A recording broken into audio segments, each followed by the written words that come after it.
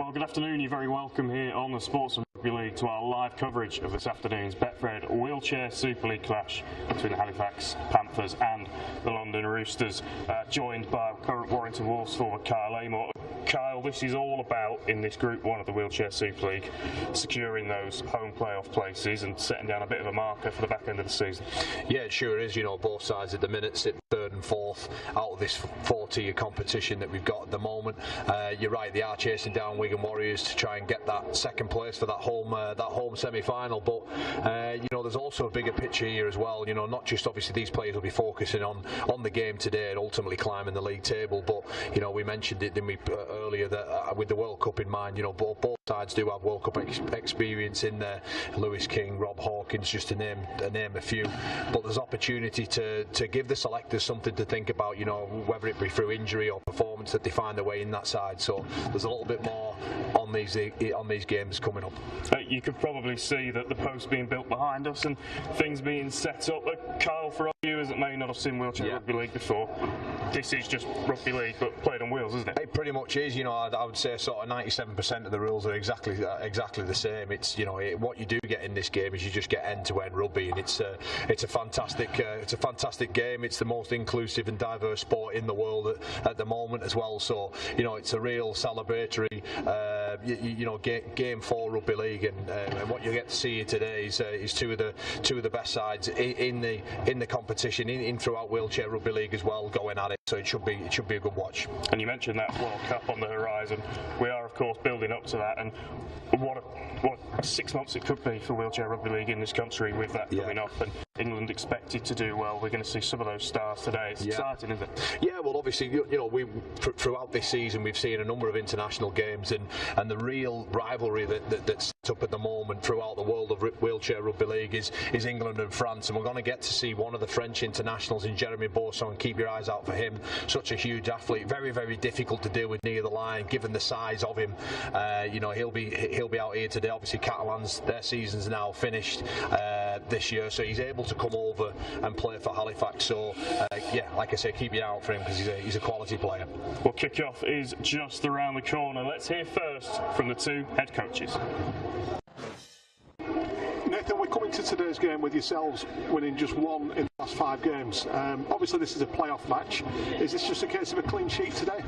Yeah, we'll be building towards, we haven't been too far away in the game, so we're still building towards something positive, and yeah, we just need that win to make sure that we get on the right track and finish strong. Obviously you have got home advantage today, which is a big boost, but just how important is it to get that win today and hopefully give yourself home advantage in the actual semi-finals? It's massive. Any advantage that we can get is obviously a huge bonus to us. We just need that victory to give confidence back to the players to prove that we're doing the right things at the right time. So yeah, we'll bounce back today, hopefully. Nathan, thanks for joining us. No worries. Thank you. Martin, we're going to today's game. Yourselves, you've got a slight psychological advantage having beaten Halifax last time out. It was a great performance last time. It was the first time Halifax had lost to a club from the south, and we played particularly well that day. But you know, it's a home game for Halifax, so I'm open for Belter. It was well documented from yourselves, obviously, just how big that win was against Halifax the last time you played them. Yeah. Today, I'm guessing, is all about trying to get that win and doing your best advantage in the semi-finals. It is, but I'm more interested in the performance if we do all our processes right. So the split in the Super League's been fantastic, and it means the best 4 clubs with the England or the home nation international players are playing each other week in, week out. So we're building. You know, when we get to the playoffs, we want to be in the right place to perform and get to the grand final. Martin, thanks for joining us. Speaking to you after. No, pleasure. Well, what an exciting, busy time it is in the Rugby League calendar. We're fresh from the Magic Weekend in Newcastle, of course, and next weekend it is the turn of the Betfred Championship as we go to Leeds for the Summer Bash, where we've been catching up with some of the stars of the show.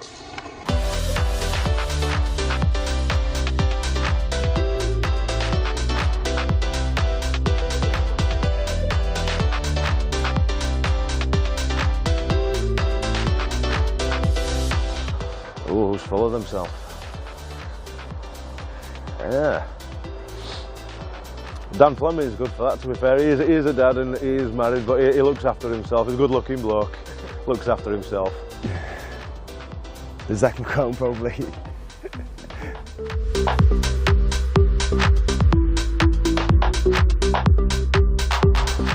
I'll probably go with Brad Hoare for that. He's a young lad, works on the doors at night, so he don't get home till 4:45 in the morning, then straight to training. Jacob Fairbank.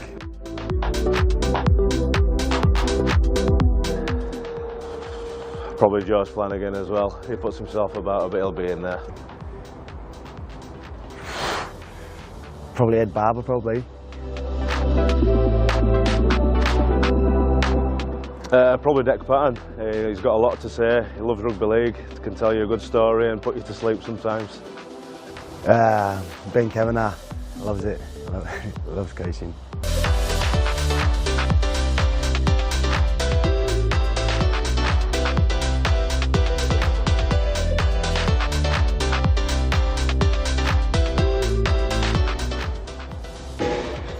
Me.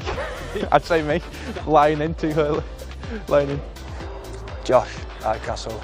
He has to ask how many times we're training, what time, where we're at. He just gets it wrong all the time. Ben Reynolds. He loves a prank. Pranksters. Probably Tom Holmes. He loves a little prank now and again. Love Island. Ask me Benny. He loves himself. Oh, Love Island. I'm not too sure. I think everyone's more or less got a missus, so I can't really. We'd have to throw Jonesy in, Conor Jones, but he'd be horrendous on it. He's the most awkward person in the world around women and men. Actually, he's just awkward. Same me. Put a lottery ticket on every week.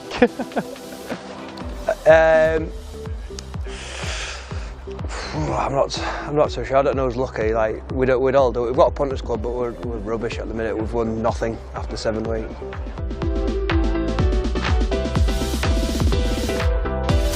Oh, there's some fast boys.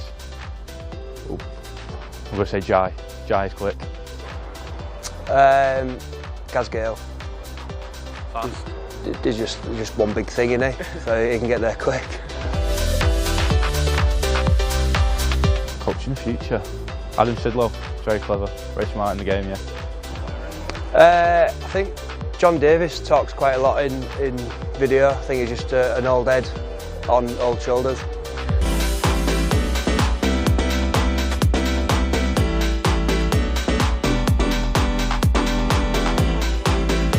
Kick through and he's touchdown! Oh boy, what a finish! Briscoe is in! What a try! And he slides over the line!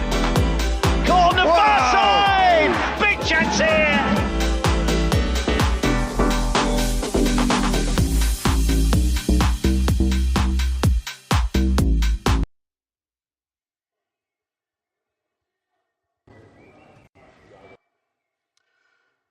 Well, good afternoon and welcome back to Sedberg Sports Centre here in Bradford for this Betfred Wheelchair Super League clash between the Halifax Panthers and the London Roosters. Joining me is Kyle Amor. Kyle, this should be a cracker, this first one on the Sportsman. Yeah, it sure should be, pal. And good afternoon to everyone as well who's tuned in today for this clash between the Halifax Panthers and the London Roosters. Both sides, as we mentioned pre-game, really trying to find their way up that table and try and secure that all-important second place, with Leeds Rhinos currently leading the way top of the pile. But it's that second place and chasing Wigan Warriors down to get that home semi-final later on down the line. It's important, so it starts here today for these two sides. Yeah, as you mentioned, Leeds very much the front runners in the wheelchair game. Treble winners last time out. They've defended their Challenge Cup trophy. It'd be interesting to see this afternoon if either of these two teams can put their hand up as potential challengers towards the end of this season and beyond.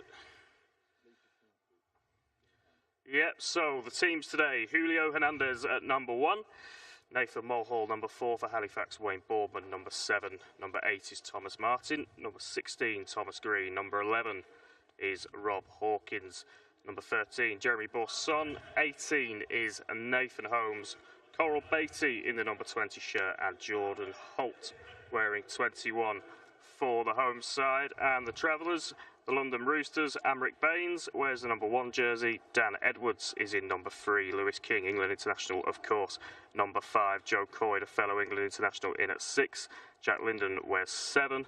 Aaron Baines is in the 8 jersey, and Freya Levy wearing number 12 for the visitors. So that's how the two sides line up this afternoon in this Betfred Wheelchair Super League Group 1 clash. We're down to the top 4 in this competition, battling it out for a place in the grand final in a few months' time. And both of these teams looking for a win this afternoon to take them closer to the top of the table and those crucial home playoff semi-finals. And it does make a difference, doesn't it, Carl, playing at home?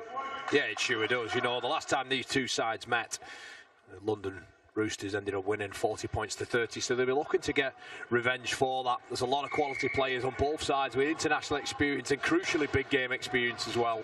And Lewis King gets us underway, and a huge contact first up, and a massive opportunity for Halifax straight off the bat as Jeremy Borson makes a break, and he's stopped just short of the line, looking for that pass. Wayne Boardman shipping the ball out. Here comes Halifax over to the right-hand side. Will we see the first try of the game here? Some fantastic defence. And he's been stopped just short, I think. I think that's a try, Lewis. Yeah. See what? Just here, yeah?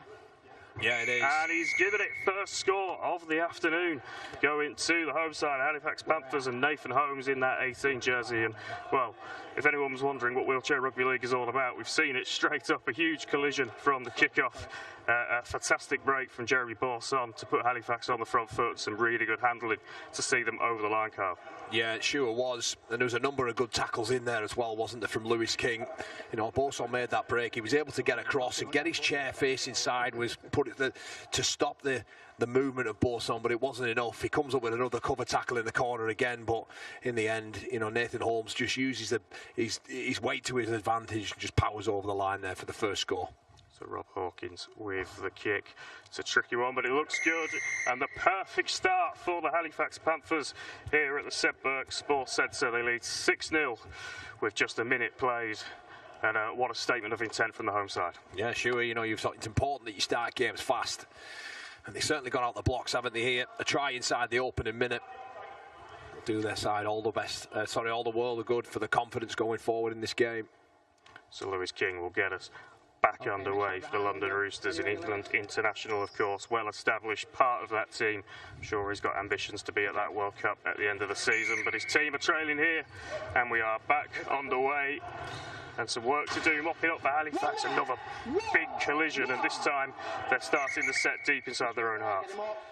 And we just pause for a second while we're all back up and running, and here we go again. And a penalty. It's offside as well. You don't want to be doing that.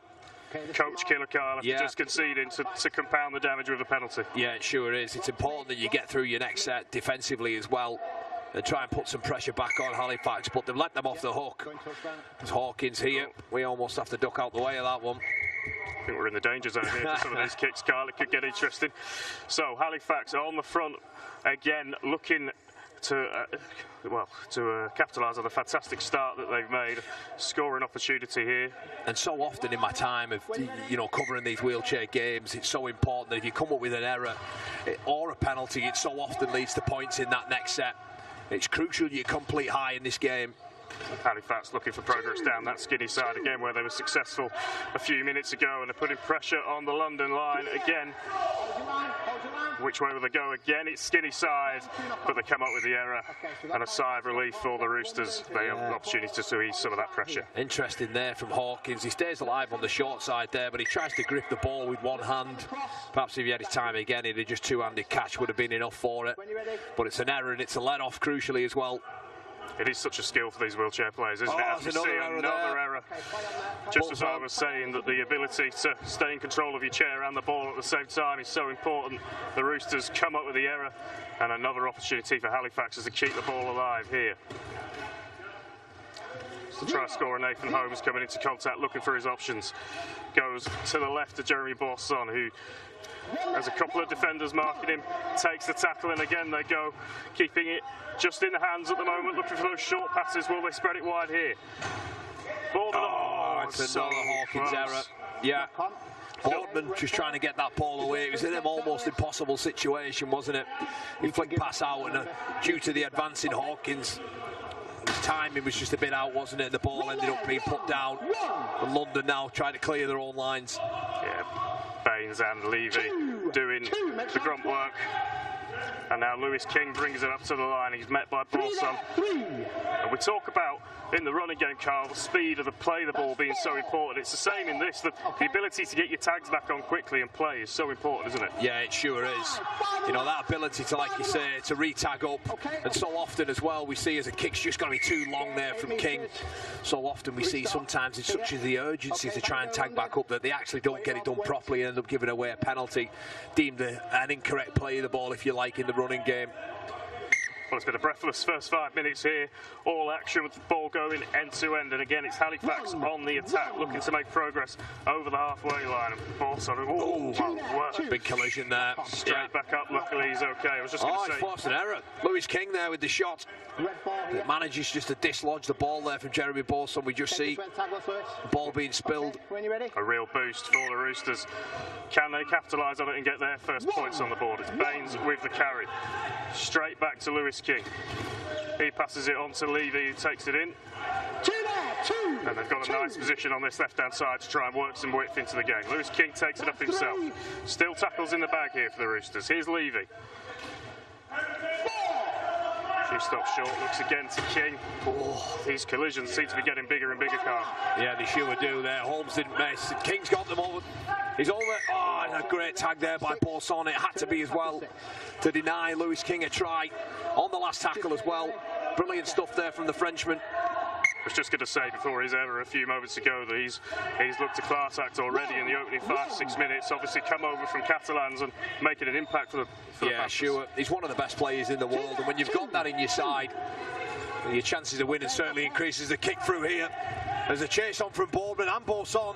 Who gets there? Boardman does. Get there. Brilliant from the Panthers. The kick over the top, and Boardman had all of them for pace, showing all of his experience to position himself well for the kick. Yeah. And he's gone over for the try, and this is exactly what the Panthers would have wanted in the opening 6 or 7 minutes, Carl. 2 tries for the good, and they're looking really strong with the ball in hand. A couple of errors, but very much seeing their attacking intent so far. Yeah, certainly. That little kick over the top there, as we've just seen there, Wade Boardman getting to that chase, getting there before anyone else. Just the Frenchman and Boardman just both combine and just beat them for sheer pace to put that ball down. It's a terrific start, but what about the vision as well from Hawkins? That kick over the top, clever stuff. Wanted the bounce, wanted the ball to slow down. It stops just shy of the try line. In fact, it's absolutely perfect what he did there, Hawkins. Yeah, used all of his experience there, didn't he, to spot the mismatching numbers on that right-hand side, left-hand side, sorry, and put Wayne Boardman in over the top with the kick. Yeah. And the conversion is good, and that is 12 points to 0 in favour of the Halifax Panthers. And we've seen one attacking set for the Roosters with the ball on the Halifax line, Carl. And apart from that, it's really been all Panthers so far, really putting the pressure on and making a good start at home. Yeah, they certainly have, and it's important when you start home. You know, you've got to remember these guys from London, they've had the long drive up this morning. I was speaking to Martin Coy, the team manager. They set off at 8:30 this morning to get up here. They arrived here at Sedberg about 1 o'clock in the afternoon. So a long day for them. And it certainly looks like that they're still on the bus at the moment, because Halifax have just started like a house on fire. Little players like the one we've just seen there for the try just lets you know and gives you an indication of perhaps this London side not quite being at the races in terms of anticipating things like that. Yeah, a new addition to the rugby league scene, the London Roosters this year. A combination of the Argonauts, the Medway Dragons and the Gravesend Dynamites all pulled in to one club to bring the best from that region, the south of England, of course, into one wheelchair team as Lewis King gets us back on the way. And it's a good kick. It's turned Halifax around, but it's too good. Yeah, and this is one of the different sort of rules that you have compared to the running game. Obviously, due to the size of the court, that kick there from King can easily find its way over the dead ball line. In the running game, it would be a handover to the break on here. Nathan Holmes making some progress down that left-hand side. Sorry, Carl. Yeah, I was just non-stop this, isn't it? Yeah, I was just saying the running game would obviously be, you know, a hand back over, but not on this occasion. It's the defensive side that get the ball back. Hawkins showing his speed now, weaving in and out. Such a tricky player to handle. Lewis King getting across there in defence, but Halifax continuing to come forward and just getting that tag in the Roosters at a crucial time. But there's an opportunity on the right. Oh, what a tackle there from Brilliant King. tackle from Lewis King. Wonderful stuff. They've saved his team there, but there's still tackles in the bag. The Panthers, can they do something here? Bournemouth, brilliant tip over. It would have been amazing if it had come off, Kyle, but just maybe one tip on too far. Yeah, what about the skill there from Boardman? Catching it in one hand, offloaded to Bourson. Perhaps it was just too much to execute that. A wonderful offload there from Boardman. Then Bourson, he just tries to promote the ball, but it's too difficult to do so. And as Freya now comes forward.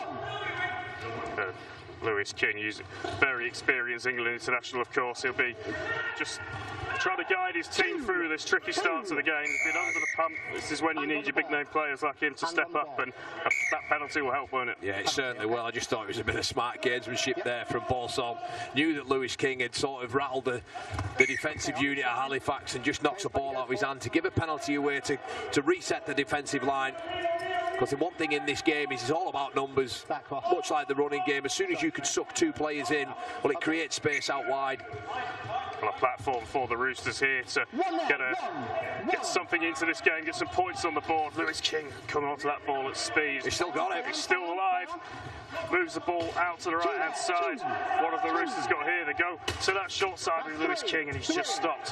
Have they got a set move up their sleeve here if they look to the left? So far, that Halifax defence putting up some stern resistance, and now they do move the ball wide. Again, Bourson with the tackle on King, just struggling to get the ball through the hands in the way they'd like, aren't they, Carl? Yeah, they certainly are. It just looked like they were running out of options, almost making it up there with that pass from Baines. Just throws it straight across Levy's body. And they come up with nothing once more. I just think Lewis King, it's pretty obvious on the eye, Lewis, isn't it, watching that you can tell he's an international. He's a class above most of these other players in the Roosters side. We mentioned Bourson, of course, for Halifax, and Hawkins. Well, you know, Lewis King, he's certainly moving around the pitch incredibly as Bourson's away now. Yeah, brilliant ball movement from the Panthers, and Boardman has the ball, but we're just going to come back to the play the ball. Jack Liddon there with a collision on Bourson, struggling to regain his chair. Okay, just wait. Just so now, so play will carry on. With big collision there between those two, Liddon and Bourson. Yeah, Liddon back in the defensive line, and away we go. It took a couple of grabs there for Lewis King to get that tag. The Panthers are stopped, and Wayne Boardman will bring the ball up. Now looks inside to Hawkins. It's that almost shoulder movement, isn't it, to get those tags out of the way that's so impressive. And now the Panthers throw it about, expanding the ball, moving it, changing the point of attack. What can they come up with here? Five and last. Boardman brings the ball up. They look to the left-hand side. It's that last pass again, Lewis, isn't it? That last pass there for the Panthers. Will they bomb 2 tries for me at the moment? It could have been 24-0 at this stage. We'll credit the defence of London, just rushing them, forcing them into them errors. You talked about the shoulder movement earlier, Lewis, as well, and the best players in this competition, it's not just the shoulders, it's their ability to move and manipulate the chair using the hips as well.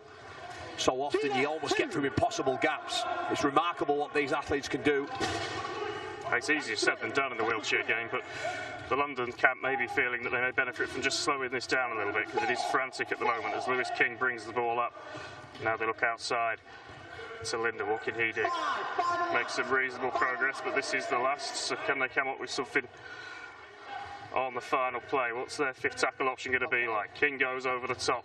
It's an awkward bounce, but the Halifax Panthers are there in the form of Rob Hawkins to deal with it, and immediately it's that switch from defence to attack so quick, isn't it? And they're coming forward again and looking to get to set their camp further up the field. I just think they're playing at a different pace, a different intensity. As Borson's away, used his shoulders, squeezed between the gap, puts the ball down right under the H's. A wonderful try there from the Frenchman, and that takes the score to 16-0. And there's 13 minutes gone. Brilliant stuff. And that is why, Kyle, as you mentioned earlier, he is considered one of the best players in the world. Part of that French setup, of course, who have been the superpower in wheelchair, International Wheelchair Rugby League. And it'll be interesting. I'm really excited to see, hopefully, the battle between themselves and England in the World Cup in a few months' time. And, well, we've just had a message sent out there, haven't we, by Jeremy Borson of what to expect. Yeah, we certainly have. We've just saw there on the replay there, his ability to have those long, rangy arms makes it difficult. He's almost like a Sam Cassiano, a kick-out of the running game. So big, so dynamic, and very, very quick as well, as we just saw there. There's nobody within 10 metres once he gets away through that gap. It was just looked so easy, didn't it? Yeah, and once the break has been made in the wheelchair game, it is difficult to cover back, isn't it, to turn the chair around and get back to stop them. Joe Coyd is now on for the London Roosters, the second most capped England international in history. So what can he bring? They desperately need something. They are 16-0 down, 14 minutes or so gone. And he gets us back underway. And again, Hawkins has been absolutely everywhere. He certainly has. For the Panthers. He's one of the quickest in the game, isn't he? In the chair. It's Rob Hawkins, and there's another penalty here for offside. That is the last thing that the Roosters needed. Backed up against the wall, compounding it with penalties. They're hurting themselves at the moment, Lewis, aren't they? That's a good kick as well, good territory for the Panthers, so a real platform for them to increase this 16-point lead that they already have. And I think it's interesting, Carl, watching them set up, how deep the Halifax players are starting up to make sure that they get that good run of speed up when they're coming onto this ball at full tilt. Well, it's an opportunity for these Halifax players to put stuff on they've been working in training, sending a couple of players in before they're moving the ball now through Borson. That's a good tackle there by Freya Levy out wide as the players look to recycle and go at him once more. Borson, who's had his fingerprint over everything good that Halifax have done so far in the opening 15 minutes of this match, and he's involved again. Wow! Word. Lewis King and Coyd there. What an almighty collision. Borson on his chair, the sticks follow as well. Well, I think they know that they've got to man-mark him, don't they? And they've got to put those big hits on him to stop him, because he's been absolutely everywhere, as I was just saying, for the Panthers. But Roosters will take some heart there from the fact that they've managed to stop him, and we'll take just a slight pause while we get the posts back up and running. Crucially, well, you know, you mentioned he's had his fingerprints and everything. Well, that's the blueprint of how you deal with him. If you can, get bodies in front of him.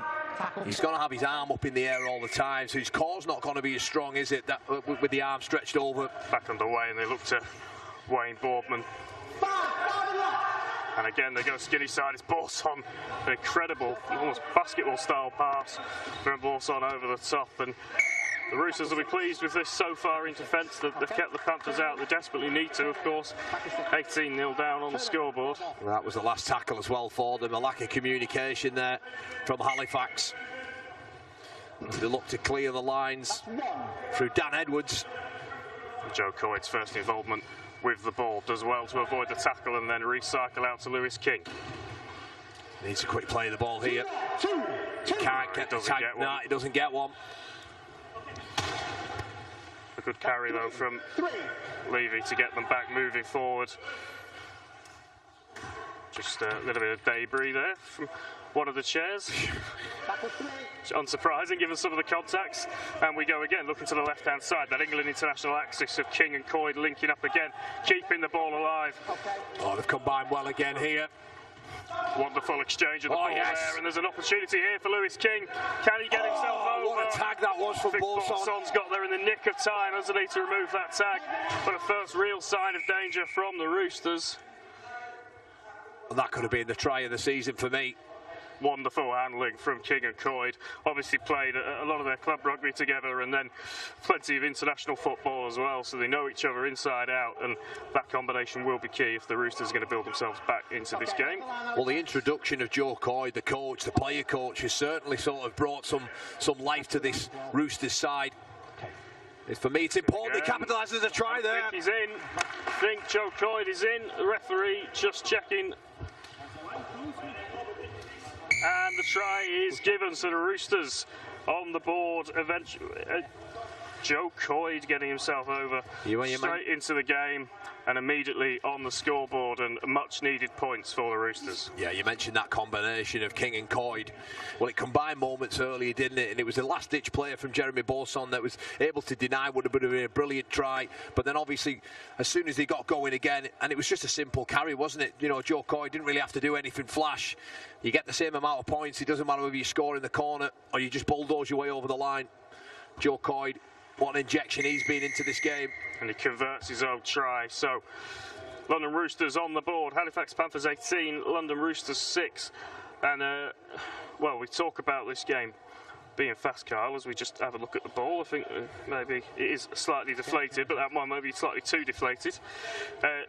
Tries do tend to come in spells, don't they, in wheelchair rugby league, and if London will feel if they can get another one quickly, then they're right back in this game. Yeah, for certain. You know, I spoke to James Simpson a couple of years back when I first started getting involved in the wheelchair game, and so often I said, you know, a lot of these scores can be really high numbers when you look at scores, you know, 68-40 and stuff like that. And what James told me was that it almost every 3 tries is the equivalent to 1 in the running game, if you like.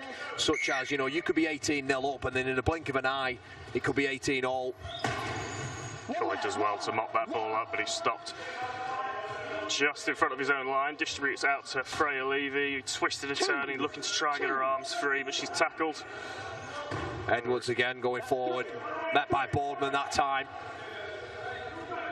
Well, as we see in the running game, Carl, sometimes when you're on your own line, the best tactic is to just stick it up the jumper, so to speak, and do the hard yards. 100%. And get your side a quick play of the ball. For the likes of this man here on the ball, Lewis King, he'll certainly tag up quick and promote the ball once more to Coyd. Clever kick from Coyd, turning that Halifax defence around. Oh, good kick chase as well. Really good intensity from the London Roosters on that 5th tackle option.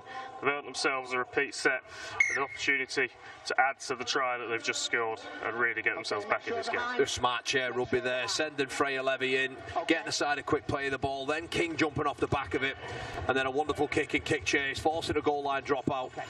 It's a really good dropout, and the Roosters are going to have to do this from deep inside their own territory.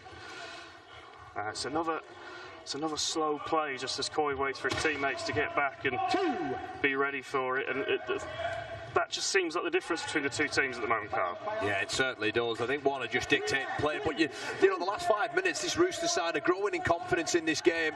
There's a kick over the top, but look how many jerseys are back there on the ball. There's 4 blue jerseys. That's one. But the idea is right, isn't it? Just turning them around, keeping them away from the line, because with threats and Boardman and Bourson, and the speed of this man here, Rob Hawkins, so important that you play this game down the right end of the field, and that's where they are at the moment for the Roosters. And that's what London didn't do, really, isn't it? In the first 10 minutes of this game, they didn't get into the arm wrestle and go set for set, and they allowed Halifax to get out to that lead. Yeah, they just got caught napping, didn't they? I mentioned there, perhaps the travel affected it. Almost get off the bus mentality. Well, they were still on it, and that's why the scoreboard's 18-6. After a quarter of this game gone, it's a clever kick there. Boardman's chasing. Oh! Fingertip stuff. Just an intake of breath, wasn't there, around the arena as Boardman was bearing down on that ball, but couldn't quite get there in time. Clever kick, we just manages to run away from him there. So the Roosters bringing the ball off their own line again. Okay. A look to Joe Coyd, who's made a massive difference since he's come on for London. He sure has. He's just sort of used his experience, his big game experience as well. Now Lewis King bringing it forward. He looks back inside to Coyd. That axis again working really well for the Roosters, and they're on the front foot now. Tackle 4. And you do just feel, don't you, that if anything good is going to come out of these sets, it's King and Coyd at the centre of all of it for London. It certainly is. That combination's key. Oh, yeah, Coyd there. Getting caught on tackle 6. Tries to promote the ball. The tackle was completed. But this is crucial, though, isn't it? Where exactly Halifax are coming off their own line once more. So often that opening 10 minutes, Lewis, we've seen it other way around, didn't we? It was the Roosters that seemed to spend all game coming away from there. But this last sort of 5 or 6 minutes has certainly shifted momentum. Yeah, well, it would have been difficult, wouldn't it, for Halifax to keep that intensity from the first 5 or 10 minutes up, because they flew out the blocks, and this is such a physically intense game. As we see Wayne Boardman carry forward. Oh, nearly an error, but he's managed to keep hold of it. Rob Hawkins getting some attention from the London defenders, but Halifax recycle and make good progress again. That's a good hit there, Freya Levy, and dislodges the ball as well. It's Holmes out of his chair. She didn't miss there, did she, Freya Levy? Sure didn't, no. It's a knock-on as well. What a contact that was. Freya Levy, of course, has been a part of the England setup as well herself, hasn't she? And it's her bringing the ball up again over the halfway line, and this is much better from just commentators' curse. Oh, it's gone backwards. Play on. So they get a second bite of the cherry here as Joe Coy brings the ball up. Immediately met by Jeremy Borson, who distributes out to Lewis King. What can the Roosters do here in good territory? Levy, who's really growing into this game. And Coy, maybe just one pass too far for the Roosters. Yeah, I thought that pass should have went from Freya a lot earlier. You know, catch and pass, just get the ball to where it needs to be. The quickest way of doing that is just letting it go. On that occasion there, just the gap seemed to close up, didn't it? But it is going to be a repeat set for the Roosters, so the opportunity again as the ball goes out. So they're going to regain possession around the halfway line, and this is could be an important point in this half, Kyle. The way that game's positioned, London just starting to grow into the game, getting to their arm wrestle a bit, and if they can score next, then they'll feel they're right in this game. Certainly, Lewis. You know, the game at any level is all about momentum and how you handle the momentum when it's in your favour and against you. And the momentum's certainly in the favour of the Roosters here as they go forward with Baines to that central point of the field. What can they come up with to slow a play of the ball? King wanted that earlier. He has to recycle. And you can really see, can't you, with these England internationals, where they carry the ball, they give the defenders almost two jobs to do. There's the initial contact in the hit, but they make it so hard as Joe Coy switches it back inside. Steamed the forward pass. Forward pass, just for a second there. Thought that the Roosters were going to be in on that left-hand side, but it's gone forward. And an opportunity for the Panthers to just take a breath, regroup, and now bring the ball back. You just felt it was important in the context of the game, Lewis, that they came away with some points in that set. They have 3 or 4 sets now down on the Halifax line. But it was a switch back from Coyd that was deemed forward, and Hawkins goes away. He's electric in the chair, he really is. Tom Halliwell said to us in the week, didn't he, Kyle, that London will look to throw the ball around and play attacking off the cuff football, and sometimes it doesn't come off, and I think we've just seen an example of that there, but there's no doubt in what they're trying to do. Certainly, mate. And then they won't change the way they play as well, which is crucial. Coyd obviously being out there, if he's a big believer, that's his coaching philosophy about playing and taking space and advantage of numbers, then he's going to continue to do that. And when it comes off, it'll certainly lead to tries. But Rangy Chase-esque flick pass from Borson there out the back, and Portman, and again, just trying to do a little bit too much there, Kyle. You mentioned about London, about how they were throwing the ball around, and it's almost seemed to have an effect on this Halifax side, because the number of times that they should have just took the tackle and perhaps got them on the next play, well, they've almost fallen into that, haven't they? Overplaying, if you like. They come away with an error. And it's London now who try to make an advance forward. What about this flick pass, though, moments earlier as well from Borson? Outrageous stuff. It's the skill level is always unbelievable. As I was mentioning earlier, to be in control of your chair and the ball and produce that level of handling is astonishing, really. These are top-level athletes we're seeing as Lewis King plays the ball, and London now looking for their second score of the game. They've definitely been back on top in the last 5 or so minutes. Just need to convert that into points as Joe Coyd looked to plant a kick, changed his mind, and then comes up with the error. 6. Tackle 5. 6. And we're going to call hand it over. Back. Tackle 6. You mentioned there, Lewis, about this game. Don't forget that for anybody who's interested or wants to get involved in this game, there's head to the RFL website. They've got a number of clubs, haven't they, across where all the community clubs are, where you can get involved and get down there and have a crack at this wonderful game. It's a lot harder than what it looks like. the most inclusive sport in the world as well. Spoke to Martin Coyd earlier in the week. He told me that he never wants to find a reason why someone couldn't play wheelchair rugby league, and that is absolutely superb handling from Halifax. Wayne Boardman just stopped short on that right hand side, but Borson with the follow up out to Hawkins. Can they get in here? Yes. I think they have. And it's Nathan Holmes. And a real sucker punch for the Roosters just as they would get themselves on top in this game. Yeah. Halifax on the counter. Terrific ball movement once again from Halifax. It went from one side of the field to the other. Boardman almost over in the corner. Once again, Lewis King, he's working so hard defensively and with ball in hand. Denies that threat over on that right-hand side, but it's just quick hands. It's speed of hands, and it gets to Holmes. And he has some work to do, and he manages to put the ball down and just nudge that scoreboard ever further away from this Roosters side. 22-6, and a kick to come from Hawkins as well. Well, he's been perfect from the tee so far, Hawkins. Can he add 2 more to the tally? Missed. No, he's missed. It's your turn for the commentators. I'll take responsibility for that one. Sorry, Rob.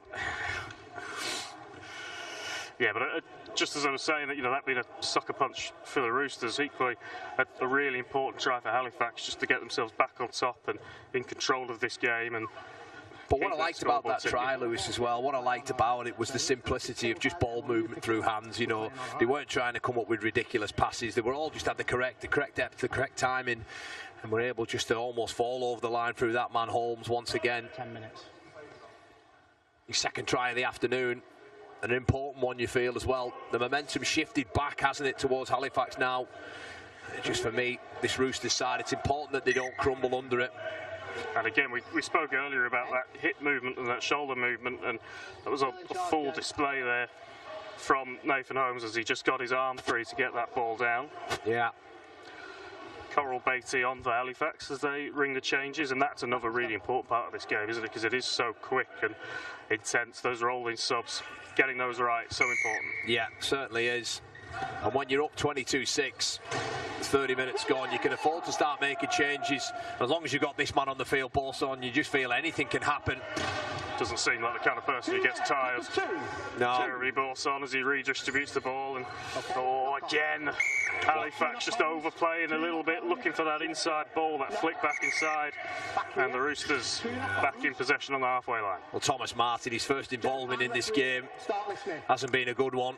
Asking far too much there of Nathan Mullall. That flick pass there, lack of communication. There's Edwards now. Sorry, I beg your pardon, Liddon.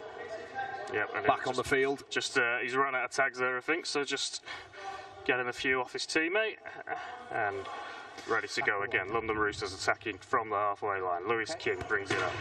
He's got Joe Coyd, as ever, floating on his shoulder, and that's his option from the play the ball. He then looks for the gap. He's got Hawkins turn around. Brilliant flick pass back inside to King. And the Roosters looking to do something here. Coyd again. King, good tackle there. Short. Yeah. Brilliant defence from Halifax on their own goal line to keep the Roosters at bay. And you just wonder there, we talked about Coyd. It's been given, it's a try. Try awarded, forgive me. King and Coyd once again combined, the pair of them in that set multiple times, just advancing down the field. And I thought he got the tag, but obviously the referee decided that the ball was down before the tag actually came away from the shoulder. And as a result, that latch-ditch effort tackle, it wasn't enough. And it's a try for the Roosters, and it's what they needed, to be honest, as well. At 22-12, if this kick gets converted by Coyd. There's still life in them for this game, for sure.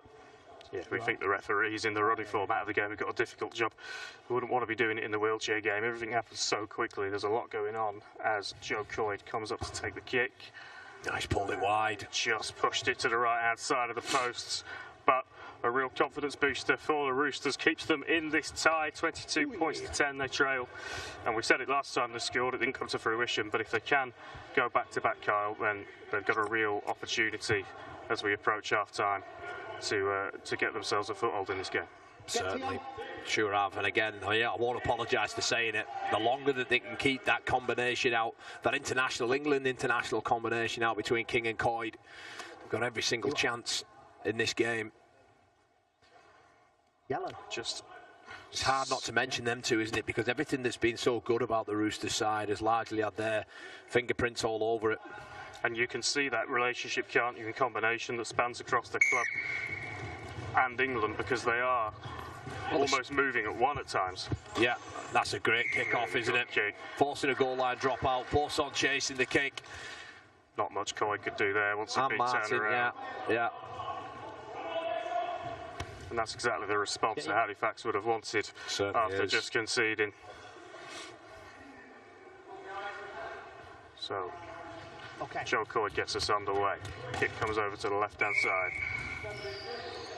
Okay, got it here. Yep. Goes into touch. In 4 metres. So Halifax with a platform then just inside the Roosters half. One there, one. Pick up what could be a crucial score as we approach the interval. Hawkins ducking and diving and weaving his way from the defenders, still going, and eventually Joe Coy gets to him and removes that tag, but not after he'd made good progress. And see that when it does work, that inside ball, so effective, isn't it, at turning players around and forcing them to defend on their inside.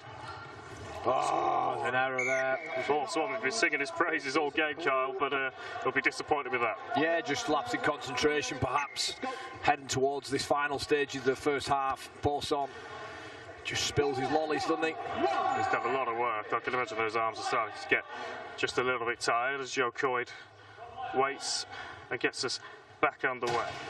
And that'll please team manager Martin Coy, because when that goal line dropout was forced to the sideline, he was screaming, defending. 2 players in, they get the ball back, and here's Coy once more. King and Coy just at the centre of it. We keep mentioning the names, but it's because they've had the fingerprints all over this game for the Roosters. King does well to bring that ball in. It was a low pass, but his respond ball back to Coy is not so good, and they've lost territory here, the Roosters. And this is just where Halifax have had the edge, isn't it? Just that little bit of clinical play and that handling at times. Yeah, certainly is, Lewis. The kick over the top. They get the bounce as well. Now could be a try here. Oh, they do well, the Panthers, to get back. Brilliant cover defence there. Had to be as well. And it was Jack Linden who just for a second saw the space open up in front of him, and the ball bounced kindly. Yeah. But really good covering work from the Halifax Panthers. And now we see Coral Beatty coming into the game for the first time. Stopped by Freya Levy. Big collision, Lewis King getting his chair in there. They've got options left and right. They go to the right with Hawkins. Hawkins towards the sideline, and he's knocked over by Joe Coy. So we'll just take a second while he gets himself back upright. He's okay. In 4, Joe. And in fact, it looks like the error's before, so it'll be Roosters' ball. Coy distributes to Baines. Baines, good strong carry, getting those arms popping, and that's a quick play as well. And Lewis King, yes. It. Brilliant pass out from King, and it's Coy again on that left-hand side, just tagged. Terrific offload from King there. We've just seen to Coy, 5 metres out from that left side. But it all came, didn't it, from a quick play from Baines and not giving the Halifax defence a chance to set. King again looking to Coy. Yes. And Joe Coy will go in for his second of the game.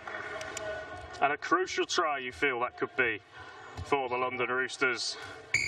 Certainly is. Those two combining once more. King to Coy. We keep saying it, but that's where all the action is for the guys in the red shirts. The combination between those two, the understanding, they know exactly where one's going to be, and on that occasion there they just slip it back to Coy, and he can't quite be dealt with, and he's able to coast over and put the ball down a metre or so to that left hand side of the post and give himself a simpler conversion. He missed the last one, didn't he, just from the sideline? Well, this one's a much easier angle for him. Can he add 2 points to the 4 that he's just latched onto the scoreboard for the Roosters? Yes, certainly does. Much more routine conversion for Coy. Mentioned earlier that he's the second most capped England player of all time. Made his debut at just the age of 14. Wow. And has been an ever-present really in that side since. I think he's going to be a big part of brother Tom's England side as we approach the World Cup in October and November. What an exciting time that's going to be, isn't it? The World Cup, the Wheelchair World Cup as well. England and France, you know, that's what everybody's thinking, where the final's going to be between those two. And we've already seen some classics between them over the last sort of 12 months that have been shown live on various, you know, different outlets. Yeah, we're proud to be a part of that on the Sportsman, adding to the fantastic work that BBC and Sky Sports have already done with the wheelchair game. And Carl, I know you've been a part of that, and we've seen the progression in the wheelchair game over the years. So many of these players, especially Wayne Boardman, who made his England debut in 2007, is almost non-recognisable. And the concept of what this World Cup might be, the games at the Copper Box, the final at Manchester Central, it must be such an exciting time for these players. As Joe Coyd, more brilliant work to find Lewis King back on his inside, and it's Coyd again. So impressive the way that these players on both sides of the ball are backing up. Just asking Baines too much. It was just always reaching, wasn't he, Baines, on that right-hand side. But the right idea from Coyd. And again, we're seeing that expansive attacking brand of rugby league that Tom Halliwell told us about in the week, Carl. Right idea, wrong execution though, wasn't it? And Baines, if he catches that, you just feel he's away. But it's Halifax now who start with Tom Martin just advancing over the halfway line, met by Freya Levy, and Bourson off the back of it. Danger here. He just seems to find space, doesn't he, Bourson, when no one else can. He does, finds Hawkins. Can he get the ball down? Try he has that. got it down. But I think we're just going to check. There's an injury in back play there, isn't there? Yeah, we've got a player tipped on. Lewis King, is it? To his front. Just help him get back up, and we'll see if the referee's going to award a try or restart the game. I think that he's judged that Rob Hawkins has been stopped. Yeah, he's the one who's tackled too. It was a terrific break, wasn't it, from Bourson, the danger man again. Everyone on red alert. And it will be Hawkins to restart the game. Looks to Bourson with that short ball again, looking to get that arm free. Gets the tag back on quickly, and again that inside flick pass. Done some really good handling, haven't we? Hawkins, brilliant, yes, brilliant from Rob Hawkins, twisting and turning his way through the defence, and they could not get a hand on him. And what a fantastic try that is from the England international as the Halifax Panthers increase their lead, Carl. Yeah, such a quality player as well, Hawkins. He's been threatened that all afternoon, hasn't he? His ability to sort of duck and dive and drop the shoulder and make it so difficult. The Roosters players there, well, they were just clutching at straws, grabbing thin air almost as he's able to do his magic, weave in and out of tackles and puts the ball down. Poor defence, really, I have to say, there from the Roosters, but take nothing away from that man there about to take the conversion, Hawkins. Wonderful player and shows exactly why he's in the World Cup plans for sure later on in the year. Well, we've spoken a lot about on the other side of the ball, King and Coyd, but equally impressive for Halifax as Hawkins converts his own try has been that axis of Hawkins and Boardman, and that is the half-time whistle. Frantic 40 minutes of wheelchair rugby league in the Betfred Wheelchair Super League. It is the Panthers who lead at the break, Kyle, and they started off at 100 miles an hour, caught the Roosters napping a little bit, and they do look good value for the lead at the break. Well, they certainly do. You have to say that. There was a period in that sort of middle of the first half where London, got themselves into the game, calmed down and started dictating play, if you like. Managed to post a couple of tries as well. But the gap there, the 10-point gap, you'd probably say is a fair reflection, wouldn't you? Yeah, I think so. As just seeing the London Roosters just moving outside. It is warm in this hole. An important opportunity for them to take a breather, but yeah, as we say, the Panthers started off so well. Hawkins in the middle, in the thick of it immediately, and it was Nathan Holmes, wasn't it, who opened the scoring? Yeah. So much has happened since then. It seems like a long time ago already. And then just the smart players, wasn't it? The kick over the top, catching them out, and on that occasion, Boardman, he's the first one to react. But this man, Jeremy Bourson, as well, a wonderful pace as well on him, races away to put the ball down. And this was the lead that we talk about. This was a quality side going after the game, starting quick, but then, as we've just seen there. Coyd, the introduction of him I felt was massive. His combination between King and Coyd has been crucial. We see it in that piece there as well. And they combined throughout a number of times throughout that, and they managed to get them side right back in this contest. There was a misconversion as well from Coyd that you felt that perhaps might be a little bit important later down the line. Halifax, they finished the first half strongly. A couple of tries, wonderful. The best one, the pick of the afternoon, was from that man Hawkins, scoring, weaving in and out, and a 28-16 lead at half time here at Sedberg. It's probably a fair reflection once more, yeah. Yeah, it is a fair reflection, but 12 points, not a lot, is it, in the wheelchair game, Kyle? Certainly not. We've mentioned plenty of the England internationals who are hoping to feature in the Rugby League World Cup at the end of the season. And I was joined by yourself on Wednesday for the last tackle, and the England captain, Tom Halliwell, as he went over the preparations and what it will mean to play for England at the World Cup.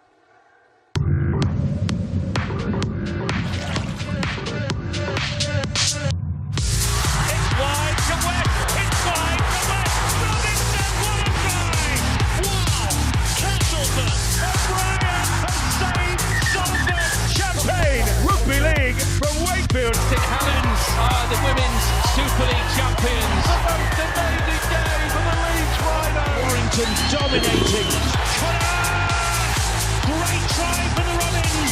Huddersfield Giants take the points home. It's Vincent! It's a full lad. He's got sensational try. 3 in a row. The Saints. The three-peat is achieved. An 8th grand final win for the Red Bee. This, of course, Tom, is leading into the World Cup. You thought you were going to get a chance to do it last year. We've had to wait a year. What's the excitement levels like amongst the squad and the players that are kind of involved in this? It's just been bubbling up, to be honest. That extra year has just given us time to be more excited and more prepared for it.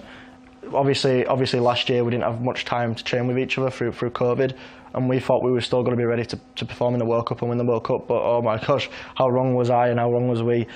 We've had this year to train loads together. We've got a week camp coming up in August, and I'm really excited of what that camp's going to bring and what squad we're going to have, because it's probably the most skillful team I've ever been a part of.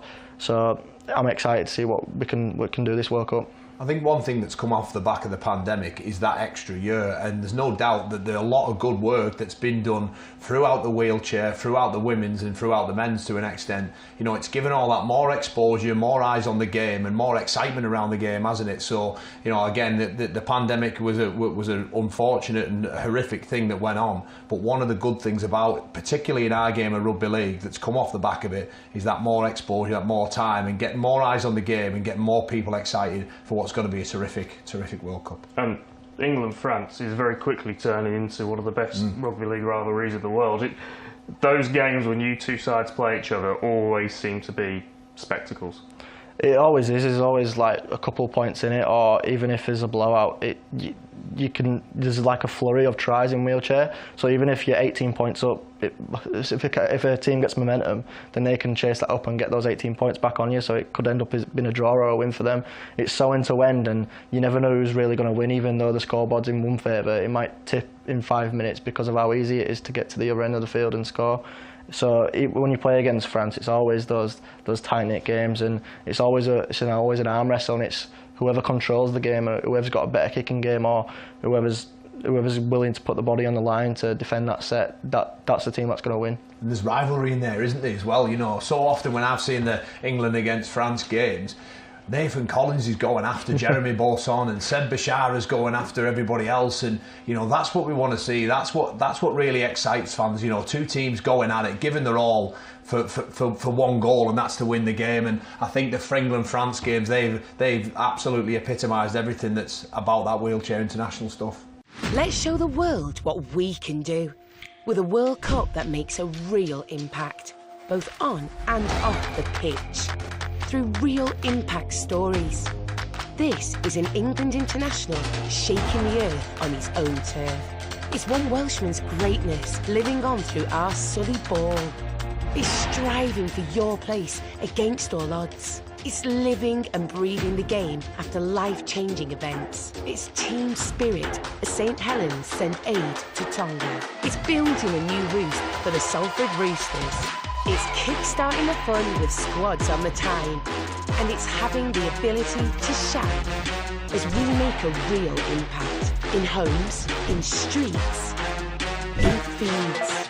And when we land this October, we'll be smashing the history books by hosting the biggest, best and most inclusive Rugby League World Cup ever. This is Rugby League in your community, your street, your heart. Leaving a positive impact, inclusive impact, a proper impact to packed stadiums all across the land. And when you hear the roar of the crowd, get ready to experience the full force of the Rugby League World Cup. This is Real Impact.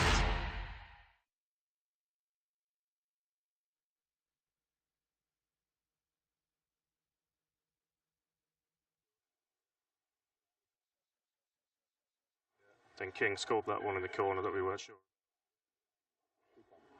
Welcome back to our Betfred Wheelchair Super League coverage of the clash between the Halifax Panthers and the London Roosters. 28-16 the score at the break. Panthers starting like a house on fire. 3 unanswered tries, making a big difference. Joe Coy came into the fold for the Roosters. 15 minutes gone in that half and started to turn things around, and that has left us with a 28-16 half-time score. Kyle Amor joining me. What do you think the message would have been for the two coaches? Well, look, obviously, you know, the Roosters have no doubt that they perhaps will possibly go on to be more than the start to the game here. You know, I still fancy Halifax. I just think they've got far too much threat in Hawkins and Bourson and Boardman playing particularly well. You know, the Roosters, they certainly looked a better side, didn't they, once that combination that we mentioned in Coyd and King got on the field, and they're still out there at the moment. So here we go. Boardman gets us back under the way, live and exclusive on the Sportsman Rugby League Betfred Wheelchair Super League action. Coyd bringing the ball up, still looking to get that arm away, and he does, and he finds Lewis King. He's got defenders all over him. King again, it's just that slow play the ball sometimes, isn't it, letting the Roosters down, Carl? He looks to Coyd. But just a word on Joe Coyd, by the way. He was in the side for the Memphis Dragons running team yesterday against the London Chargers. So he's played a game yesterday, travelled up to Halifax, and now he's playing another game in a wheelchair. Ever fancy going back to back, Kyle? No. Well, an opportunity for the Roosters here. Really good hands.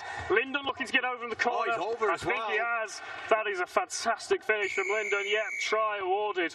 And what a start to the second half. Sure for is. the London Roosters, exactly what they needed. The opportunity to convert from the try line and be back within 6. Yeah, we just see there the ball getting put down as it finds its way over in the corner there for Lytton.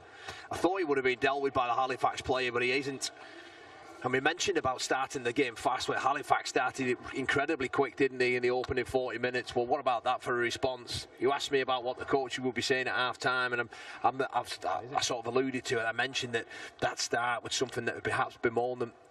Could this be the beginning, the door of opportunity opening up for them to get the side back into this contest? Perhaps maybe it's the Halifax Panthers who'll go away from this game wondering if they got out the blocks quicker in the second half. It's a perfect response, isn't it? Well, we've said a couple of times, haven't we, on commentary, that the nature of the wheelchair game is that it is so fast and tries come in flurries. And you mentioned that line about 1 try being worth 3 tries being worth 1 in the running game. Sorry, and we've seen a little bit of that here, and a massive opportunity for the Roosters early on in the second half to get themselves right on top. It certainly is. If he can get this conversion. He's not brought his kicking game with him today, has he, Coy? No, he had the right line that time, and I think the length just letting him down. And those 2 points do make a big difference. Certainly do. He missed one earlier from out wide as well. Coy in the first half. And on that one, he just doesn't even get the height for it, does it? Straight under the posts. Yeah. Once again, wonderful setup, wonderful work as well from them. The quick ability to get the ball through hands and get the ball to Lytton in the corner and score was incredible. The kick-off runs dead. And as we've mentioned, one of the very few variations really on the rules from the running game is that will be ball back for the Roosters on their own. What is the equivalent of the 20-metre line? And again, Joe Coyd looking tight around the ruck, gets them up to halfway. It just tips over there, so it'll take a second to get himself back upright, get his tags back on. And away we go again. To Coy, to King. He's got Lyndon on his shoulder, who's just scored that outstanding try to open the second half. But Freya Levy running a really nice line, brilliant hands for Joe Coy, but the ball from Levy just slightly forward. Yeah, she knows it as well. As soon as the ball left her hand, the shake of the head from her. And you can just see the Roosters trying to speed this game up early in the second half, trying to really catch the Panthers off guard, but they just overplayed a little bit there, that pass going forward, and the opportunity for Panthers to get back into this ebb and flow of the game. Oh, big hit. Forces the error as well, and a massive effort from Joe Coyd there. Yeah. Getting the ball back for his side. Jordan Holt straight into the action there, but he's dealt with it, isn't he? Came flying out the blocks, took that ball at speed. It's Coyd who manages to dislodge the ball, and it's Baines now. And one thing that the Roosters side have done, Lewis, I've noticed, is when they've switched the ball back, you know, perhaps dropping people off or coming back across the face of the play of the ball, that's where they've caused trouble. Well, it's that old adage, isn't it? There's no such thing as a dummy runner. Everyone is expecting the ball at all times. And when you've got players making moves left and right, it's so difficult for defence. Freya Levy brings the ball up just short of the Panthers line. And Linden again, great ball, but Coyd's wheels just slightly searching in the wrong direction for him to be able to get in the corner. Still alive, now tagged. What can the Roosters come up with here? King looking to pin his ears back. Looks again to Joe Coyd. Just get caught in possession once more, don't they?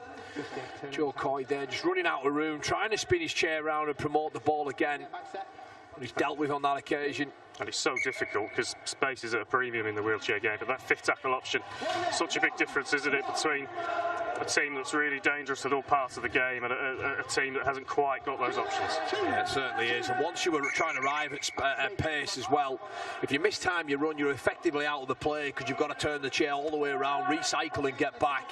So timing is crucial in this game as Holt now gets his second carry of the afternoon. And a kick over the top, and again Joe Coyd's just been everywhere, isn't he? We keep mentioning his name, but Carl, it's because he's doing so much good work. Yeah, he certainly is. But Levy, he's been really impressive as well, really growing into this game.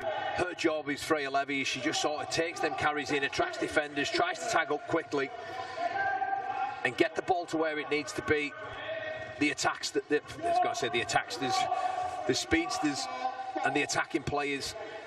She's some athlete, Freya Levy. She's represented England in 4 separate sports: wheelchair rugby league, wheelchair hockey, rugby sevens, Paralympic ice hockey, and wheelchair basketball. So just, you know, hand-eye coordination, naturally good with her hands, a really good athlete. Yeah, it's terrific, isn't it?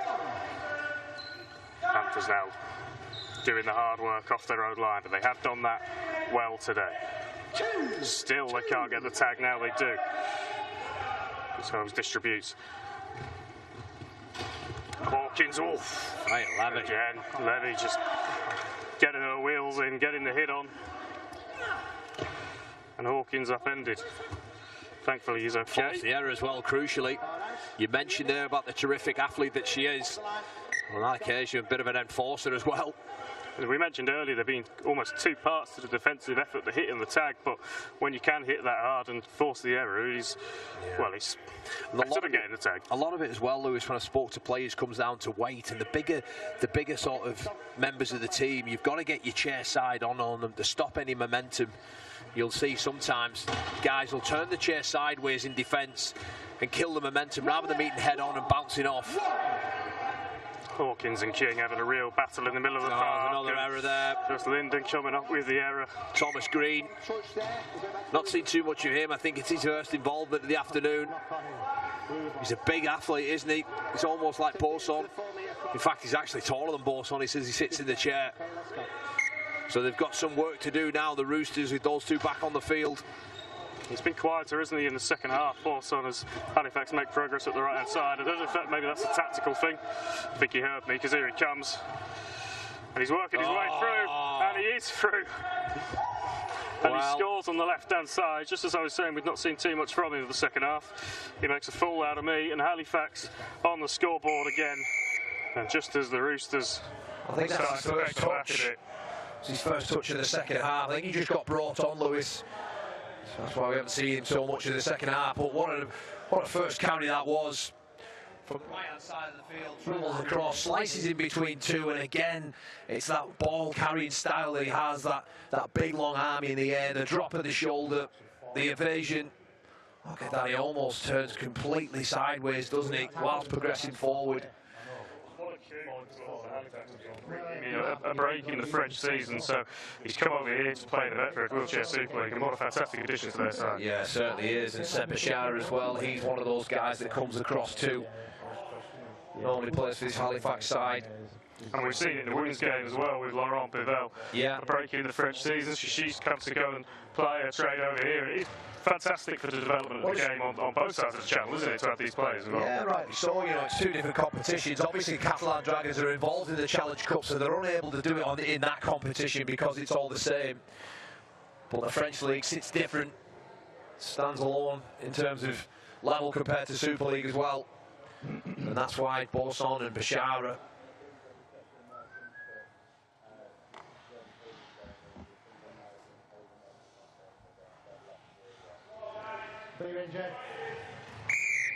Sky gets us back underway. Take there from Hawkins.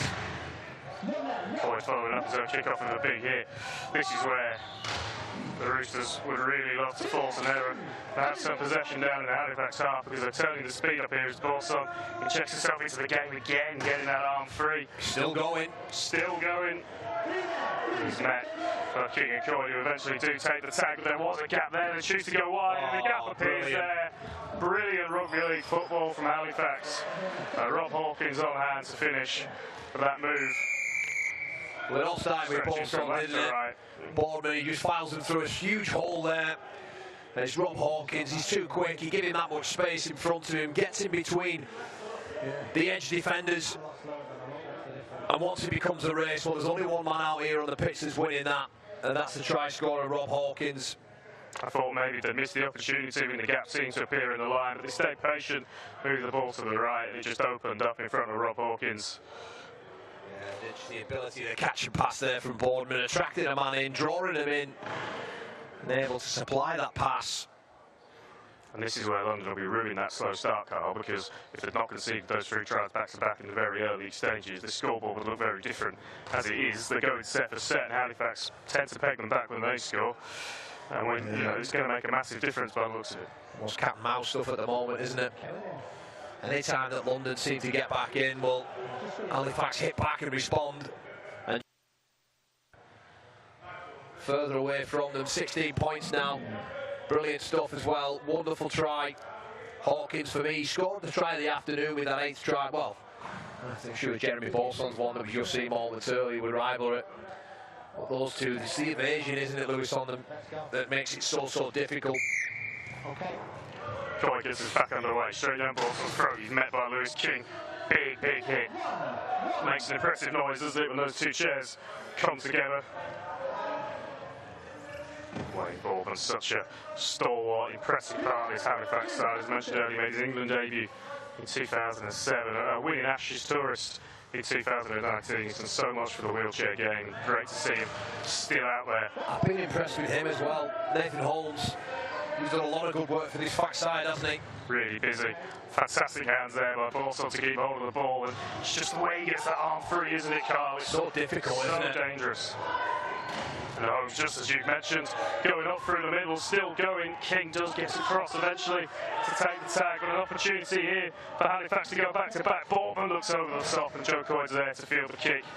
Danger averted for the time being for London. Yeah, Bournemouth shaped up like he was going to put a little grubber kick in, didn't he? Flicked it over the top, and it was Coy there. He was able to read it and snuff out that attack.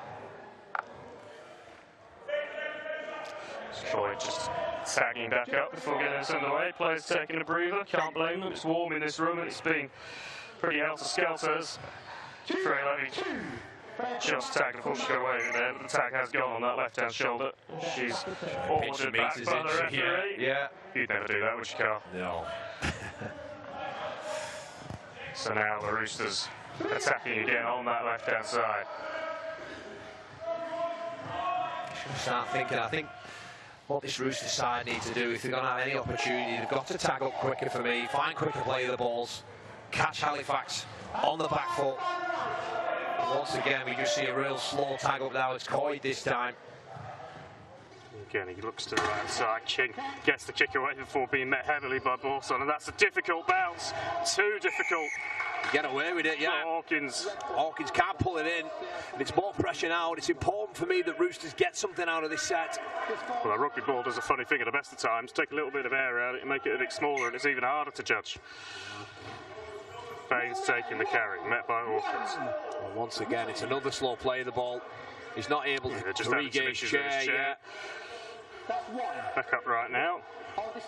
See what the Roosters can cook up here. Lewis King again having a real look at that Halifax line, but the level to it. Got him. But I think Coyde's in. I think Coyde is in. The officials just having a conversation, and the try is given. So Joe Coyde showing all of his class there, knew exactly what he was doing and where he was going for his hat-trick try. Coyde once again running off the back of King. And they're just a hard carry over the line. But mentioned there, it doesn't matter how you score them, whether you have the class and the skill and the finesse of Hawkins and Boson. Yes, they are wonderful to see on the eye, but you get the same amount of points for just a little crash play like that. And that's perfect for this Roosters side. I spoke about how it was important that they got something out of that set. Well, they closed the gap with a kick to come. At the minute, it stands at 12. They can narrow it that to 10. Coyde, he hasn't had his best kicking game, has he?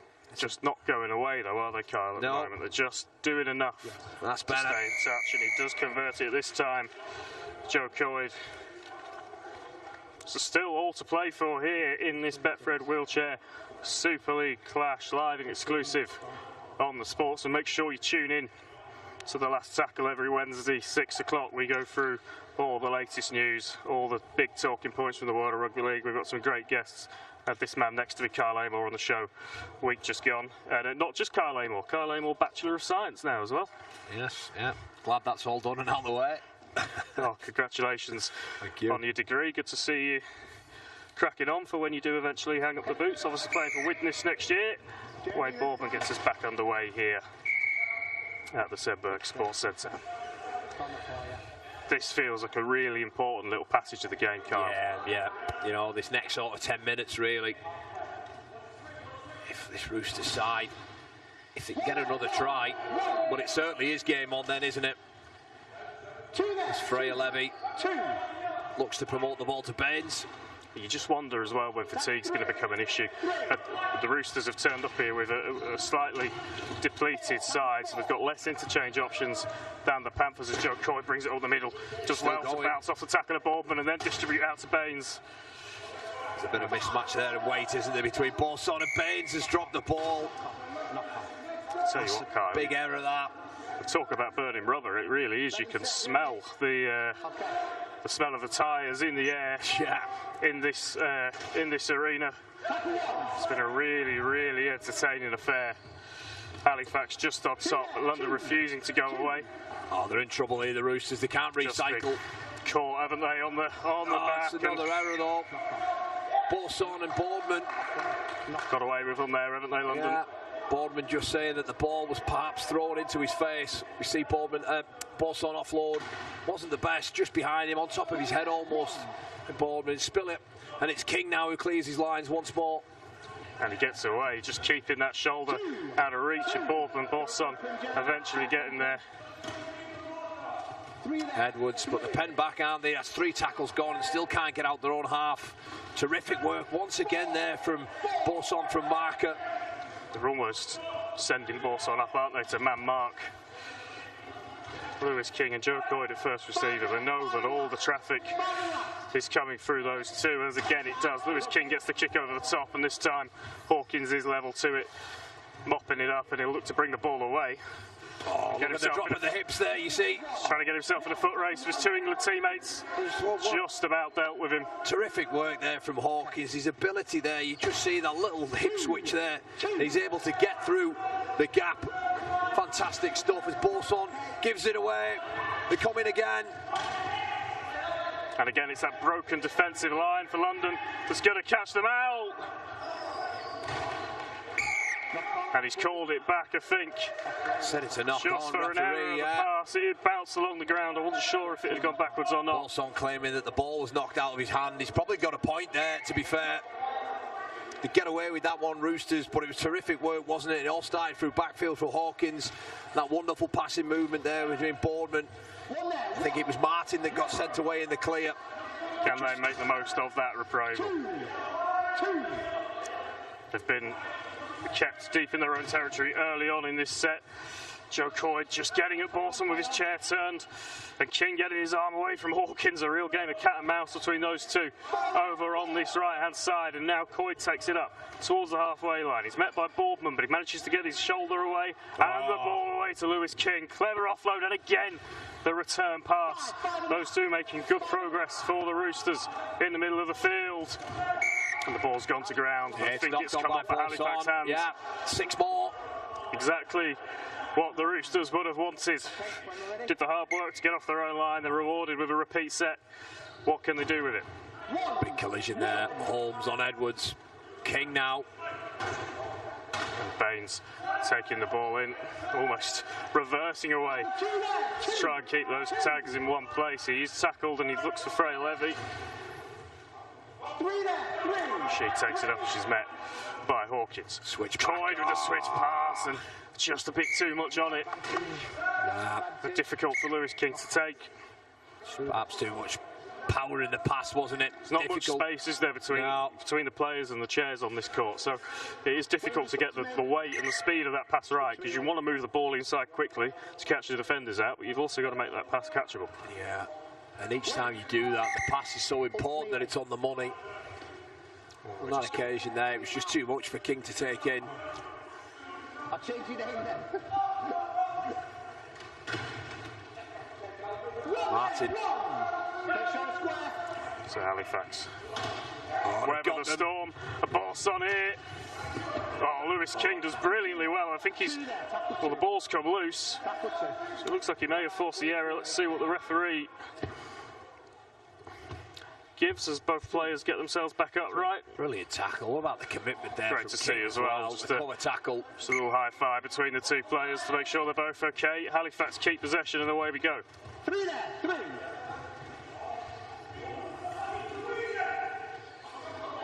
Thomas Martin weaving his way through, causing problems. Could be in here.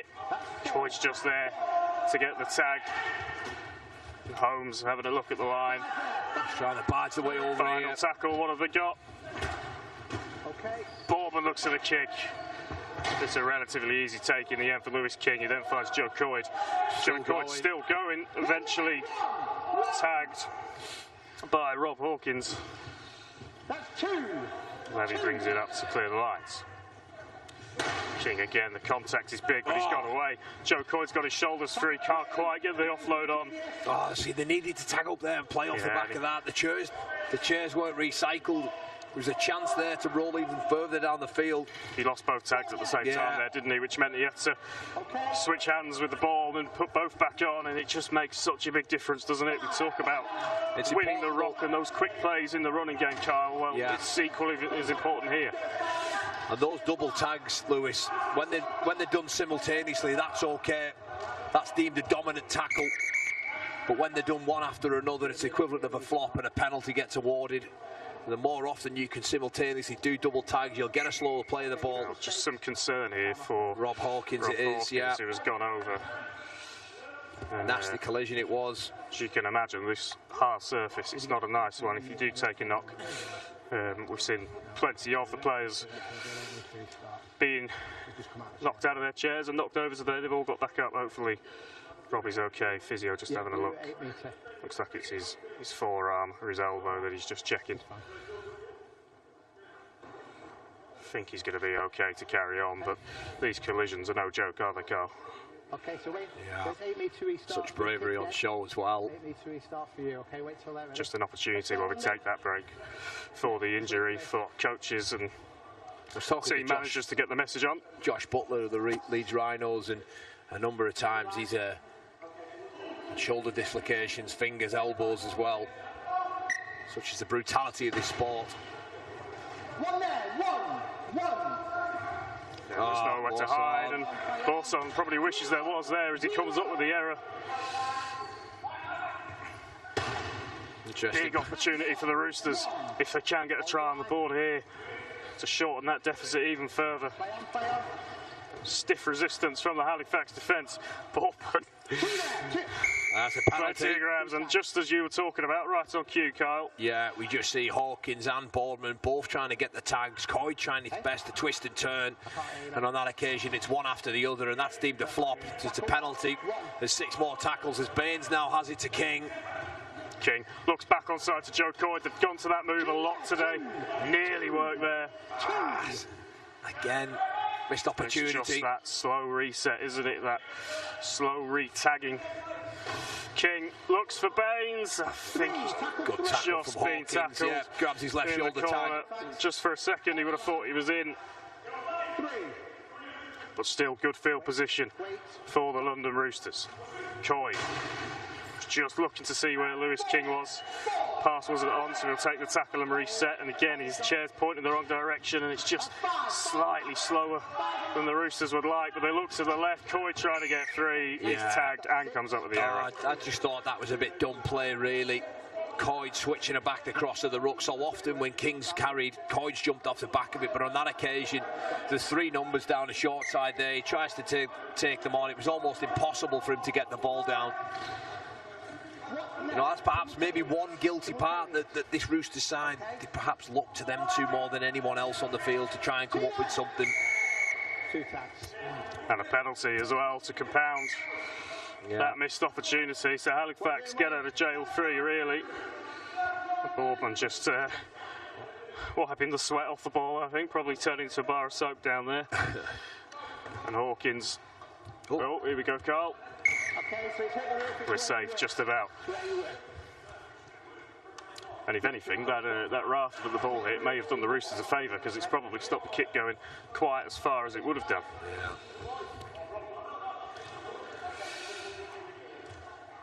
So, crucial point in the game.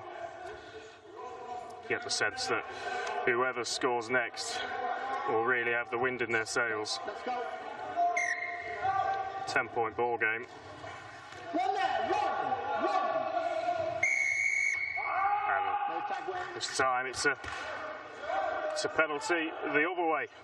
The groan there from Boardman. He knows that's frustrated with himself there, isn't he? Didn't get that tag back on, did he, before he played the ball, and that's what the penalty's for. Joe Coyd finding Lewis King. King still Joe impulse on, just does well enough to stop him. He's in the ruck area. The referee just pauses the game so the Bullson can get himself back upright. Well, it was just as well there, because King's pass was way behind Coyd and almost thrown it into touch. And it just seems that the last sort of 5-10 minutes that our heads have been turned to this right-hand side. Frenetic, isn't it? Yeah. And you just wonder if, within the context of that, the Roosters are slightly overplaying a little bit, because they've come up with errors and some perhaps slightly less intelligent plays at times when they would have been better just keeping it simple. Oh, yes! Just as they talk about keeping it simple, what an offload back on the inside from Joe Coyd to find Lewis King, and that access that we've spoken about all afternoon shortens the gap for the Roosters. That's terrific ball handling there from Coyd. And the ability to stay alive for King, to put the ball down in the corner and drag the side right back into this contest. It's game on now. Terrific stuff. King just, as he plays the ball, takes a little sort of roll back, keeps himself on side. But what about the skill from Coyd there, Lewis, to catch and pass under pressure, 2 guys in front of you, catch it, take it in and promote it back. The speed, it was almost a back, wasn't it? With the speed of the hands. He preempted. He must have known what he was going to try and do before the ball came. Certainly. And I mentioned London's best parts, or most threatening parts of the game, is when they've created that switchback play. And on that occasion, it came off. We saw one earlier, didn't we, between those two, and it didn't quite execute. It was a much wider gap there. It was across the more central part of the field, but on that occasion, they nail it. So what an opportunity this is for London to pull the deficit back to 4 points, and he gets it. Yeah. And he's been slightly wayward with the kicks at times, but that is an important one. He nails that one, doesn't he? And it is a 4-point ball game, Carl. Wow. Game on. Well, if you'd have offered this to the Roosters at the start of the second half, they'd have definitely bitten your hand off. They've built their way back into this game. Going to be a little bit of nerves, I think, flying around Halifax now. They know that one error, one misplaced pass, one knock-on could let the Roosters in, and I'm sure they'll be having memories of the last time these two sides met. London coming out on top on that day. Okay, make sure behind him, guys.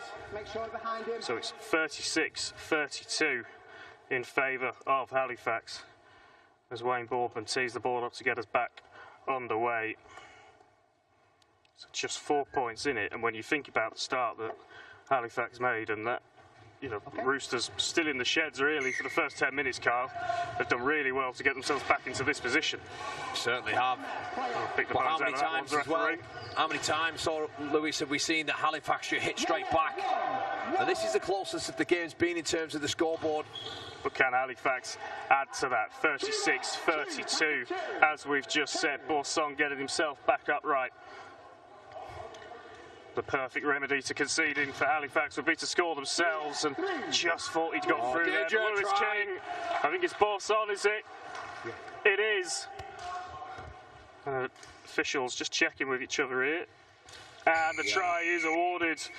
So that could be a massive, massive moment in this game as Borsong goes over, just as we were talking about. You mentioned fatigue there, Lewis. For me, Lewis King gets hold of Holmes' tag, and Coyd and him, well, they don't anticipate the threat of Borsong. They're slow to turn around, and in the blink of an eye, Borsong straight at you, straight on top of you, and straight over for a try, and a crucial one at that as well, that nudges the fact scoreboard now with this kick to come to 42 points to 32, a 10-point lead here once more. What's Co-Man's name? And it's a shame, isn't it, because the Roosters have dominated this second half, they really have. But what's so disappointing for them is, once again, as soon as they're on their own try line, they just can't quite get the try line defence sorted, and Halifax are just able to hit them straight back. You mentioned fatigue. Lewis King, Joe Coyd, obviously England internationals, incredibly fit athletes, but they've had to do so much work. And Freya Levy, another one who's been in the thick of the action from minute one, it must be starting to take its toll. Yeah. And as we've mentioned, you know, it's a long journey up here for the London side, and it is warm. Even we've got the doors open, and it's still warm inside this arena. So Joe Coyd just lining up the ball on the kicking team, getting us back underway, and it's a high one, but Borsong makes easy work of it, met by Lewis King and Joe Coyd. Well, it's important for the Roosters now to get the message out as we enter the final 10 minutes of the game. There's 10 points in it. This game is still here for the taking if they want it, but there's a process that they have to go through now to work hard to get the ball back, and it's doing a job on this man. Well, it's a forward pass, and that is a gift. And that's a gift, it certainly is, Lewis. Here we go, what have they got? How's the talk, London Roosters? They must sense an opportunity here. This game has really toed and froed in the last 10-15 minutes. Halifax have got that deficit back out to 10 points, but a massive opportunity for the London Roosters to make this field position count and reel them back in. And for Halifax, you know, they have the confidence knowing that they performed so well in phase one, Lewis, turning over a number of big teams as well, that they feel that if they could just get to this, obviously this is a semi-final, that they fancy anyone on the day. But this phase two, they started poor in terms of their standards. So the ball came loose there, but it's been called back to the play. The ball. Borsong with the back down. Does well. It needed to be because Baines was in, wasn't he? But the tackle count has been reset. Lewis King pinning his ears back. He's met by Boardman and Borsong, and they get the tackle made. What's King's option? He goes up the middle to Coyd. Coyd again, he was looking for that switch ball back in, wasn't he? But it wasn't on this time.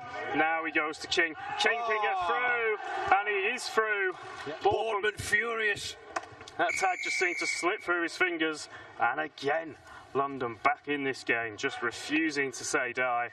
And we've got a really exciting last 8 or 9 minutes on the cards, Carl. We certainly have. What a wonderful player he is as well, King. We've mentioned his name multiple times in the afternoon. A real top performance there from the England international. And with Boardman all over him, he's able to drag his side over the line here, put the ball down and score. Just 5 or so metres to the right-hand side. Everybody else facing out, trusting that Boardman's going to get him. And that's why he reacts the way he does. He feels and knows he should have had that. And he joins Joe Coyd on a hat-trick. Coyd looking to add the 2. Flag goes up, 2 points added, and we're back to a 4-point ball game. Well, Kyle, a braver man than me that's going to say what happens in the remainder of this one.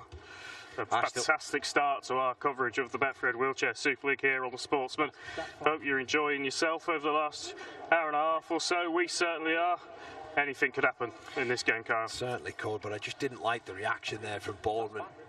I sense that there's a nervous energy, a frustration side of Halifax, and that's not what you want, is it, going into the final 7 minutes? You are in front. They don't have to win this game again.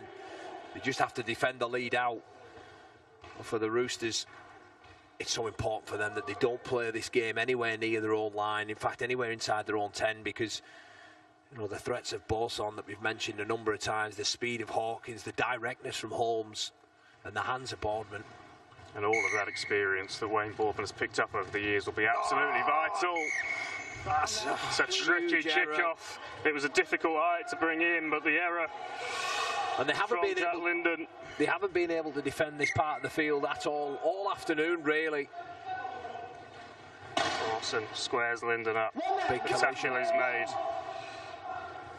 And now Boardman back inside to Hawkins, just about gets his shoulder away from Coyd. Coyd stays with him and Levy's there as well to help. Now Bourson. Oh, brilliant. Oh, good cover defence there from really Levy good. and Coyd. Tackle forward, Bourson. Oh, once again, those two combined defensively to shut that door. Hawkins just tackled, but he looks to Bourson. I think they're in. He's got it. No, he has. Brilliant tackle from Baines. Amric Baines. Looked for all the world like Halifax were going to score, but they've been stopped right on the goal line. And I just wonder, Lewis, in the context of this game, how important that defensive set was for them. Wait there, wait. If they go on to win that game, well, they can thank that man with ball in hand now. Amric Baines. 5 minutes. Bourson twisting and turning. Baines able just to get the tag right in the vital part as well. But it's an error. And an opportunity. A real gift for Halifax. Just as Bourson scoops up some of those tags. Gets us back underway. Edwards has come up with a couple of big errors there, hasn't he? Oh, they're in trouble. Big tackle there from King. It's desperate stuff in there. So much ground. Backs to the wall jobs here now for the Roosters. They've committed to the numbers on this right-hand side, which is where the ball goes, but there could be problems here. And again, that's another good brilliant from Lewis King.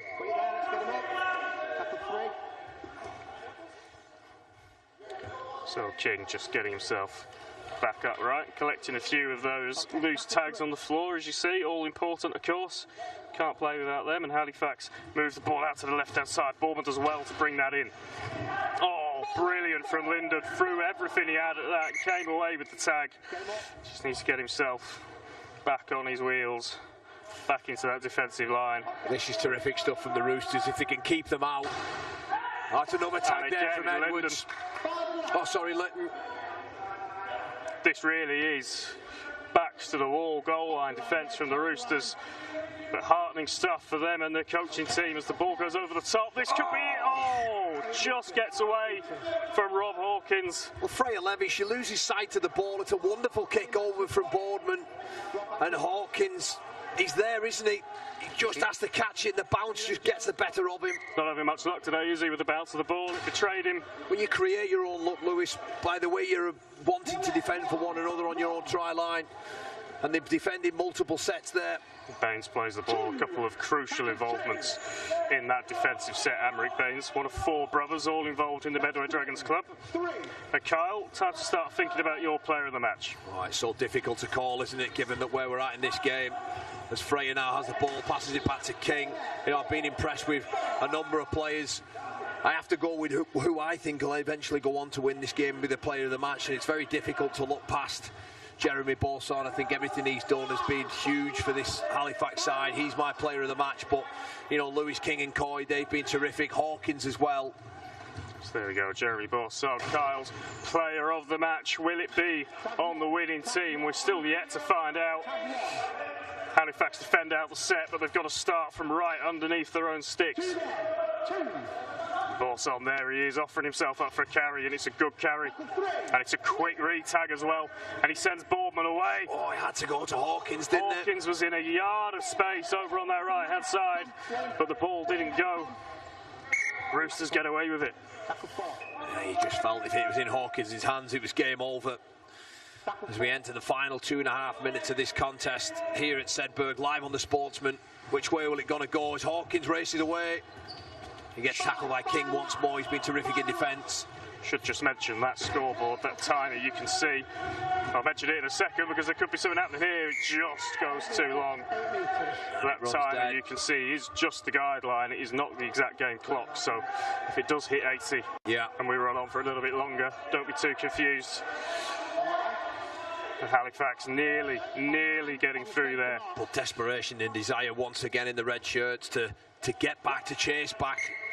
And with it being just a one-score game, it only takes one moment of brilliance, doesn't it, from either side? And Joe Coyne is away here, just keeping that arm out of reach of Hawkins. Oh, it needed to be, carry. Yeah, they needed to tag up quicker there.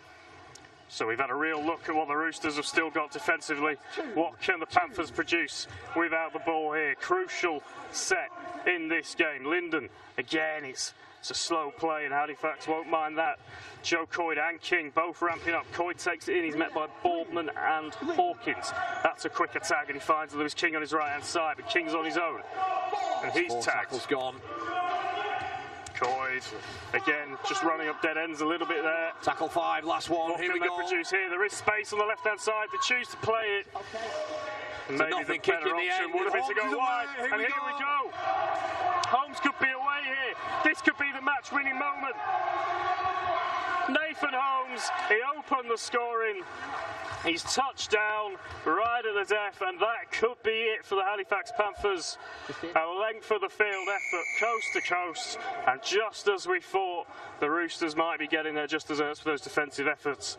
A chink in the armour. And Nathan Holmes goes all the way, and that could be that, Kyle. Yeah, it certainly is. You know, it was a poor kick as well from Coyne. Lewis and Coyne linking up again, trying to do it all on their own so often that they've looked to be them to bring up points. It's a poor kick, and like I say, Holmes is there to snuff out the attack and just races away. And once he's in the clear, there's no one out there who can catch him yet. And Holmes scores. Nathan Holmes. Well, what a moment for the Halifax Panthers. They look set to avenge that defeat earlier in the season where the Roosters came out on top 40-30. And the kick is good. And that's a 46-38.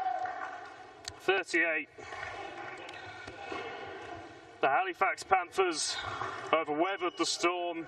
That fast start they made, all important in the end. Those 3 unanswered tries at the beginning of the game, crucial. And that last-minute effort from Nathan Holmes going length of the field, enough to seal the win.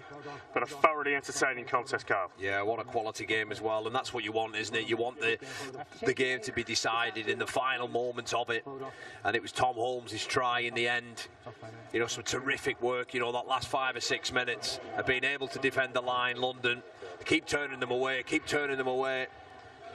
But in the end, it was a poor kick, it has to be said, by Joe Coyne.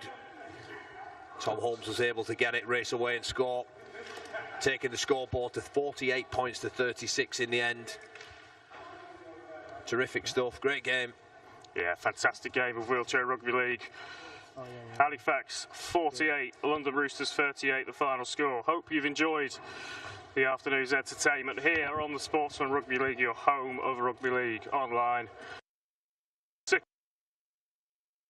A long trip up here to Sedberg Sports Centre in Bradford, and they must have thought just for a second they'd done enough to get themselves back in this game and potentially overcome that deficit. But it all does, I've just mentioned it, but I'll mention it again, it all just come back to the start made in that first half. Well, it was a quick start, wasn't it, by the London side in Lytton. Wonderful hands, gets the ball over in the corner and scores. And then Halifax, they hit straight back, don't they, with that Rob Hawkins try. Again, it was brilliant hands. It all come off Boson, switched it across, finds Boardman, who then supplies the pass to Hawkins to race away and go through that almighty huge hole, that gap. Boson as well. But we see here the pass there, straight through the gap. And from that, it was Coyne and King combined all afternoon, didn't they, between them. It was a simple sort of crash over play from Coyne after the carry from King.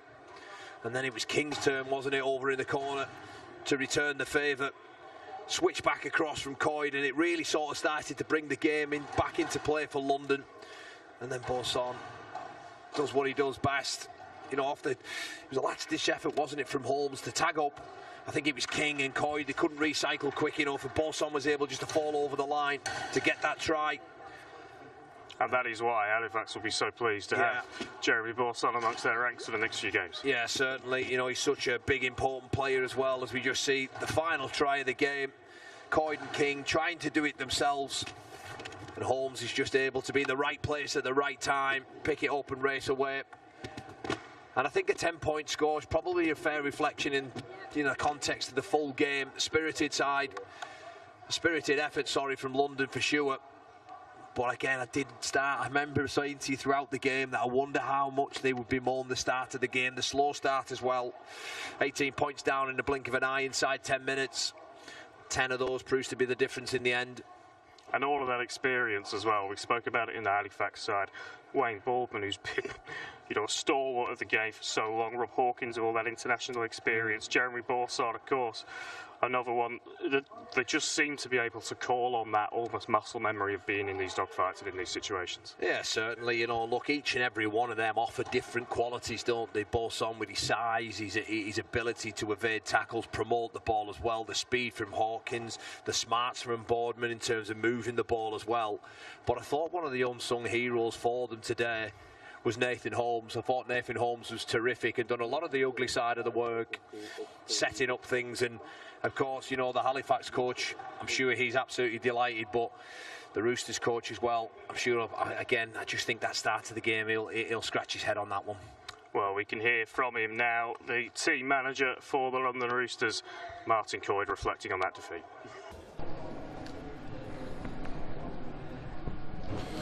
Martin, first of all, you spoke to us prior to the game and you talked mainly about the performance as opposed to the result.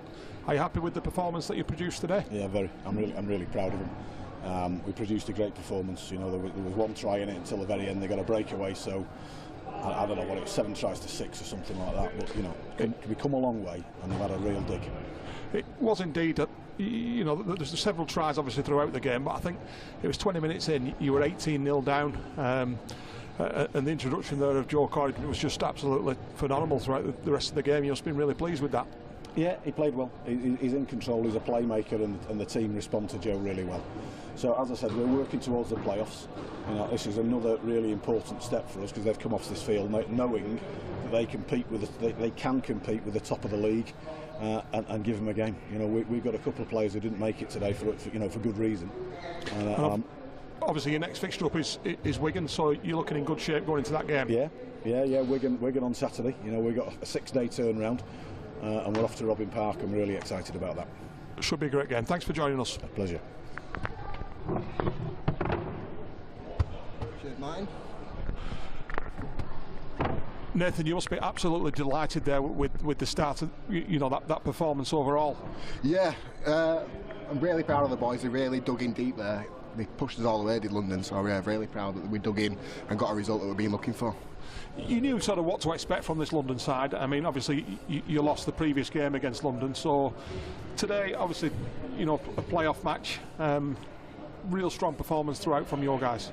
Yeah, it was a bit scrappy in places, but really solid. We know London like to throw the ball about a bit. They're a bit creative, so they're a bit hard to defend against, but yeah, we really dug in deep, and I'm really proud of the boys. And you came out of the blocks, obviously, which helped you throughout with a really sharp sort of 18-0 lead 20 minutes in, which really set the platform for you for the rest of the game.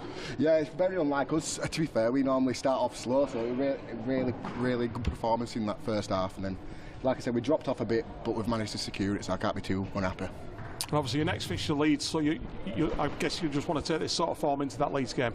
Yeah, we've got a big rivalry with Leeds, so we're looking forward to it, and hopefully we'll better put in a performance like we did today and come away with a result. Nathan, thank you for joining us. Thank you.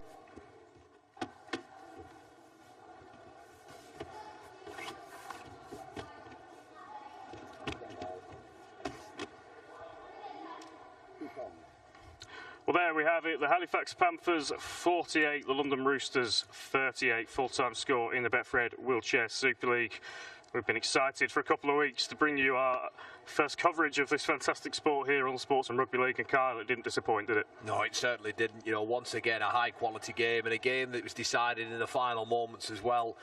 It's always great to see him be very, very entertaining as well, and some quality, some high quality as well on show, and, you know, it sets up for a fantastic end to the season. Halifax here today, far too good in the end for the Roosters, but it was a spirited sort of performance from them. Brilliant stuff. Well, Kyle, it's been an absolute pleasure to spend the afternoon in your company, and thank you at home for tuning in. An absolute superb game of wheelchair rugby league. Make sure you hit that subscribe button so you don't miss a thing from the Sportsman Rugby League. With the last tackle coming up as ever Wednesday 6 o'clock. I'll be joined by Kevin Brown and Andrew Henderson. It's finished here at the Sedberg Sports Centre in the Betfred Wheelchair Super League. Halifax Panthers 48, London Roosters 38.